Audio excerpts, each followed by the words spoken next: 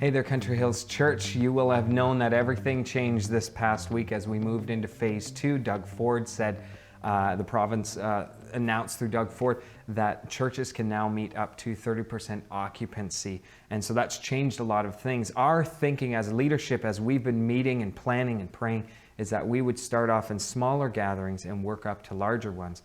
And now we're not sure what that means. And so the question's been asked of us already. When will we gather? What does this mean? And the honest answer is, I don't know. I reached out to a number of politicians in the Premier's office and the health, regional health, to ask some specific questions, and we haven't got any answers yet, but they will be coming. And so I want to let you in on the phases that we will be moving through and what we see as when we're ready. Because we're not sure when we're ready. We have some markers, but phase 1 is what we're in right now. It's a receiving phase. We're receiving wisdom and guidance on all sorts of things of what this means for our gathering, for our vision, how we function as a church. Phase 2 will be a readiness phase. And you may not realize this, but we can't just simply open the doors of the church. There's health and safety guidelines we need to consider. There's technological things we need to consider because people will choose to stay home and people will choose to gather. And we want to say right off the bat, whatever you choose, that's great. That's a good choice. And whatever someone else chooses, that's wonderful. That's part of loving one another. We won't cast judgment. We know that you're making the best decision for you. But we can't go back to live streaming a church on a little camera at the back so that people at home now have a worse experience. We need to make sure that we hold these two things in tandem, that whether you're at home or you're gathering here, it's all the same. And we're together as a body. So we're figuring that out. We are getting in a period of readiness. We'll need to retrain volunteers and see who's able to come. There's facility upgrades we need to make and cleaning, and there's so much to ready. So that will be phase 2. Once we receive some answers, we'll start to get ready, and then we will regather. And in each of these phases, there'll be a learning curve, and we'll need to have your grace to change as we go. Our heart is not the program. Our heart is not the gathering. Our heart is people. Now, the world has changed. It's not that the world is changing. The world has changed. It's broken.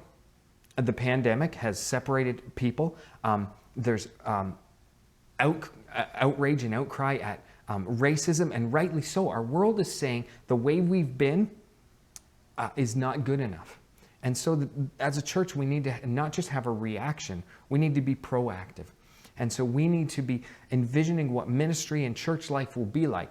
And we will not be going back to what it was. Not only because we can't, and I don't know if you realize this, but just regathering, our services won't be the same. We don't know the specifics, but we do know there's distancing, there's a possibility of masks, there's a possibility we might not be able to sing, there won't be children's ministry, all these types of things.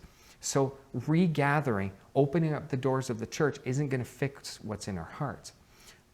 But we believe that now is a time and an opportunity to be people helping people discover and follow Jesus like never before.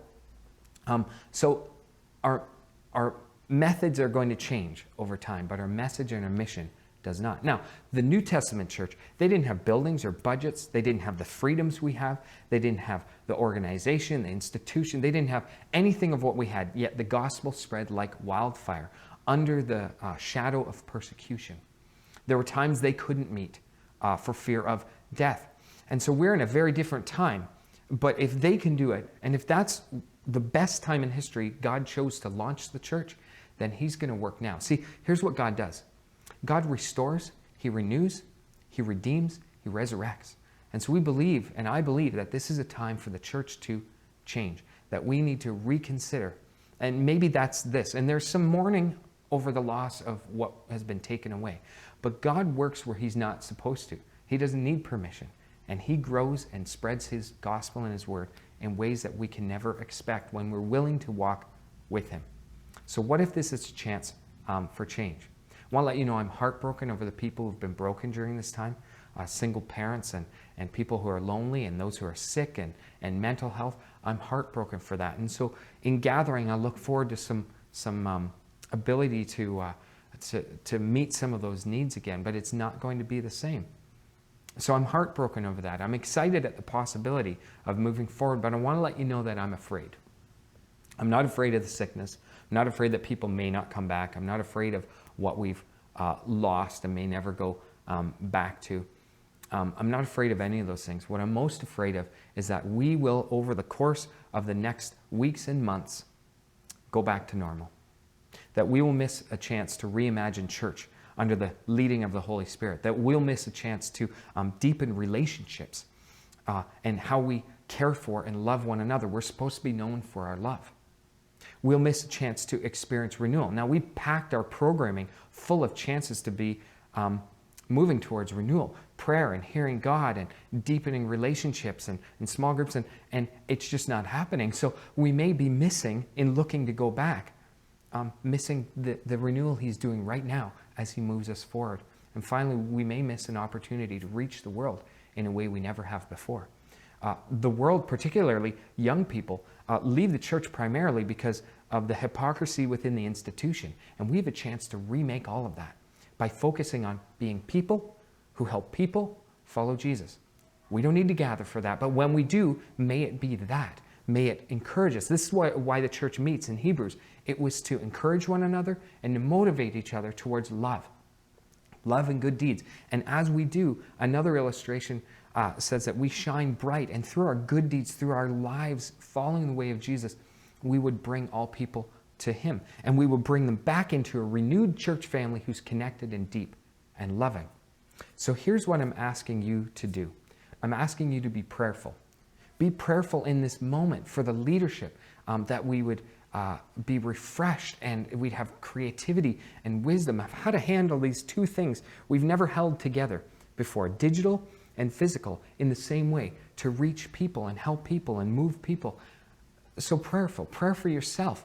Deepen your roots in prayer. Secondly, be patient. Be patient. We don't want to rush this. Just opening the doors isn't going to fix it. And we can't go back to where we were. There is no going back. There's only going forward. And so be patient as we keep in step with the Spirit. And finally, be purposeful. Be purposeful. Be part of change. Now, you're the church. The church was never a building, was never a 1-hour gathering on a Sunday, ever. It was never that. And so we need to look outside that.